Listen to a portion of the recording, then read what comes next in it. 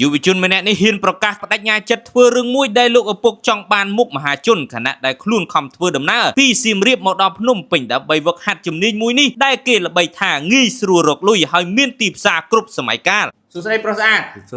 បាទហើយសង្ហានេះបាទមានសាច់ដុំទៀតណាមានដែរលើកអង្គទេមែនអត់អញ្ចឹងបាទហើយមកលេងបាល់ដែរហើយមកពីខេត្តណាវិញសៀមរាបបាទអូជីពីសៀមរាបឥឡូវយុវសិស្ស OTS មកពីសៀមរាបច្រើនទេនេះបាទអញ្ចឹងហើយបងឯងអ្នកសៀមរាបណែនាំឬក៏មកខ្លួនឯងអញ្ចឹងហើយស្គាល់ OTS តាមអីតាម Facebook បាទអញ្ចឹងឃើញវីដេអូអីបានចង់ឲ្យខ្លួនឯងចង់រៀនខ្ញុំឃើញបងកាត់ស្អាតទេមើលតែតាម Facebook មិនជឿជួនកាលគេថតតែកន្លែងស្អាតតែប្លង់អត់ស្អាតគេអត់ដាក់ទុកចិត្តហ្មងមានទេសួរគេសួរឯងអត់ទេទុកចិត្ត 100% សម្រាប់ចិត្តចូលឈ្មោះហ្មងអ្នកណាអ្នកចូលឈ្មោះឲ្យបងលុយឲ្យខ្លួនឯងហើយបានលុយពីណាបងលុយឪអញ្ចឹងឪពុកអ្នកបងឲ្យតើបាទអញ្ចឹងមើលលើកដៃសាពះអរគុណឪទីមើលអរគុណឪកូនបដិញ្ញាចិត្តខំរៀនបាទអីនិយាយប្រាប់ឪកូនបដិញ្ញាចិត្តខំរៀនអូខេជូនបងប្អូនឲ្យទទួលបានភាពរីកចម្រើនក្នុងអាជីពមុខរបរណាបាទសួស្តីក្មេងតូច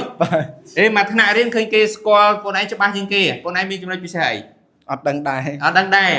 បាទបងមកពីខេត្តណាបាត់ដំបងដែរអញ្ចឹងអ្នកបាត់ដំបង2នាក់នេះបាទហើយស្គាល់ OTS តាមរយៈសង្សារមែនអត់ទេមិនស្គាល់តាមណាស្គាល់តាម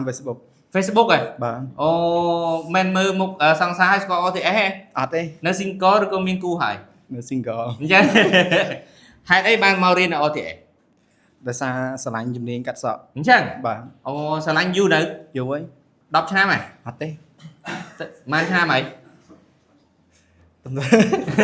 ទឹមស្រឡាញ់ថ្មីថ្មោដែរបាទអូជូនបងប្អូនឲ្យមានអាជីពមុខរបរឲ្យខិតខំប្រឹងប្រែងរៀនសូត្រណារៀនតែ6ខែទេបាទអូខេអរគុណពុកម៉ែបងប្អូននេះគឺជាបទសម្ភាសន៍ខ្លីជាមួយយុវសិស្ស OTS ចំនួនទី15ឥឡូវនេះ